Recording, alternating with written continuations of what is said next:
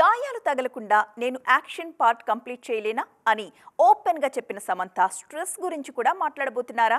ఆమెకు అంతగా ఒత్తిడి పెంచే విషయాలు ఏం జరుగుతున్నాయి అనుకుంటున్నారు కదూ.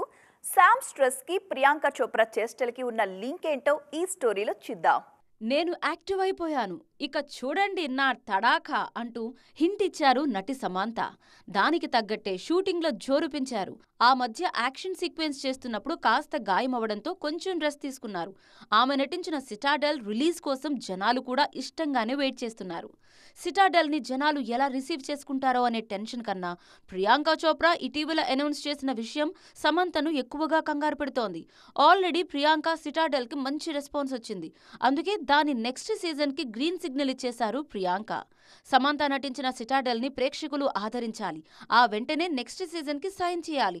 తన సినిమాలు, తన ప్రాజెక్టుల్ని కంప్లీట్ చేస్తూనే ఎప్పటికప్పుడు ప్రియాంక చోప్రా ఇస్తున్న టాస్కులను కూడా సక్సెస్ఫుల్గా కంప్లీట్ చేయాల్సిన కంపల్సరీ సిచ్యువేషన్లో కనిపిస్తున్నారు శామ్. ఇంతకీ ప్రియాంక స్పీడ్ శామ్లో టెన్షన్ పెంచుతున్నట్టా లేనట్టా?